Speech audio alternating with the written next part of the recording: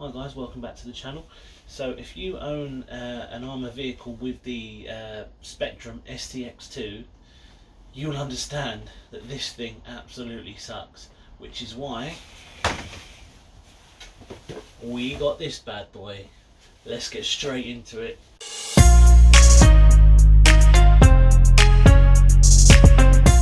If you haven't already, be sure to hit that subscribe button, guys. You're not going to want to miss out on what I've got coming for you. Okay guys, so this is the Sanwa MX6. Now I really like the look of this radio. There was a few choices that I could have gone for. I went for this one because I just think it looks really nice. It's really presentable, and I've always gone for Spektrum radios if I'm honest, but I thought I'd give this bad boy a try. It will be replacing the STX2 which I currently use in my Arrma Granite. Now this thing is horrific. There's so much of a delay when you're turning. You know, you can press the throttle or brake and there's just a bit of a delay before the actual truck does anything. It's horrific. So what we're going to do is we're going to get this unboxed, we're going to take it out and we're going to see what's in there, and then we're going to get it fitted into the truck, and hopefully I'll just have more of a pleasant time, you know, actually using and driving the truck, as you know, compared to actually using this piece of crap. So yeah, let's get into it guys. Let's get this open, get it fitted in, see how it is. Okay, so let's take a look and see what we get included with the MX6.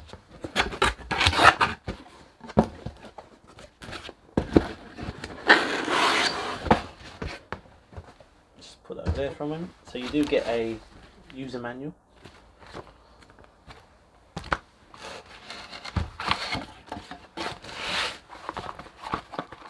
Now guys, I got this with an included receiver. I think you can actually buy this on its own if you already have a receiver, but I didn't, so I had to get one. This looks very nice. It's slightly more chunky than I was expecting, to be fair. A lot of new receivers these days are quite small, so this is slightly bigger than I was expecting. But again, it's not a problem. Now let's have a look at the radio itself. Just get rid of this.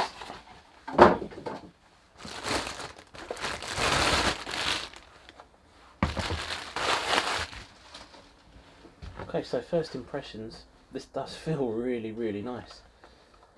It just feels premium. I mean, I paid £80 for this. Now this feels so much more comfortable and so much nicer to hold than the STX2.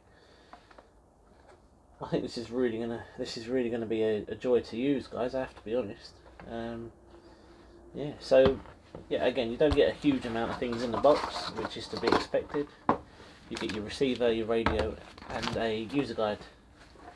Okay guys, so what I'm going to do is I'm going to talk about some of the features that this actually does offer you, and some of the benefits over using your ready-to-run radio that would have come included with your kit. Now, this has got a 10 model memory, so you can have, potentially if you wanted to, 10 RCs running off of one radio. Now this means you haven't got to worry about taking, I don't know, 10 controllers with you, 10 radios with you every time you go down to your track or every time you go down to your field. It would literally be a case of going through the menu system on the top of the actual controller itself, and then selecting whichever model you've saved, and then yeah, enjoying it. You're not going to have to worry about taking so many different transmitters with you.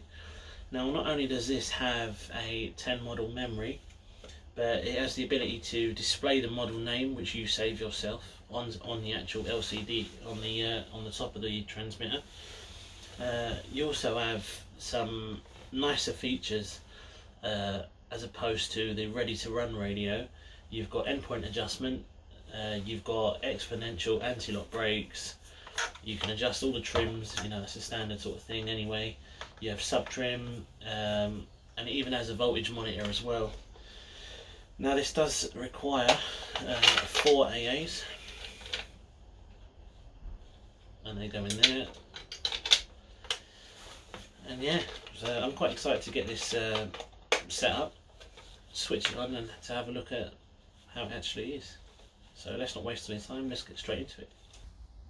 Okay guys, so it was a bit of a pain in the arse actually getting the receiver into the receiver box. You've got to thread the little antenna up for a little hole, and it's sort of tucked right down near the servo, so I've had to take the ESC off because it's mounted to a little plate on top of the receiver box. Okay guys, so if I'm honest, it was a bit of a pain in the arse actually getting the receiver into the receiver box. So the servo had to come out, the actual receiver box had to come out, 4 screws underneath, and this was so that you can actually thread the antenna up into the tube. A bit of a pain in the arse, I've got to be honest, but it's done now. We're going to bind the receiver to the transmitter. Now this is meant to be quite an easy process. You connect a battery, you actually hold down the bind button on the actual receiver itself whilst powering on the actual truck. So what I'm going to do is switch the transmitter on firstly, which is on. Use this little screwdriver here just to press the bind button. It is quite a small button, so I'm now holding the bind button down and I'm going to switch the truck on. Okay, so the bind, as you can see, the actual bind light is flashing on the receiver itself now, and then apparently all you have to do is press the bind button on the transmitter. So let's see if that is the case.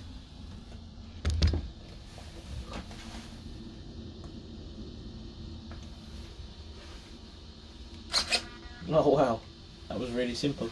Okay, so the transmitter is bound to the actual receiver itself now, guys. Now I've changed no settings on the, as you've just watched. I have literally just bound this to the receiver, so I'm going to have to look at all the settings for the actual transmitter itself, and I'm going to have to adjust the endpoints on the ESC now as well. I'll tell you what, I'll actually do that now just to show you how it is done. Okay guys, so I've got a battery in this now. What I'm going to do is actually adjust the endpoints on the ESC itself. So we do this by holding the set button on the actual on and off switch there. Hold the set button down, the transmitter is on, hold the set button down and press the power switch. Okay, so it'll begin to flash and sound a little beep just like that. So we leave the throttle in the neutral position and press the set button.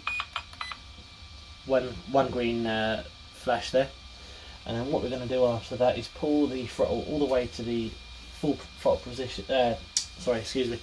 Full throttle position.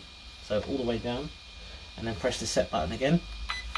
You get 2 flashes, and now what we're going to do is go all the way full brake, and then press the set button again, and you get 3 flashes, and then let go. And that is it, guys. That is all there is to it. The endpoints are adjusted. I'm just going to go through the actual manual for the MX6 itself, have a look at all the different options available to me, and then yeah, hopefully this is a much needed upgrade over the STX2. Well, guys, I hope you enjoyed that video. I'm hoping this is going to be a nice little transmitter to use on my RCs and on my future RCs. It's going to be nice just having the one to take with me wherever I go, basically. So if you enjoyed this video, guys, make sure you hit that subscribe button. If you want to ask me anything, leave a comment, make sure you like as well, and yeah, I'll see you again on the next one. Cheers, guys.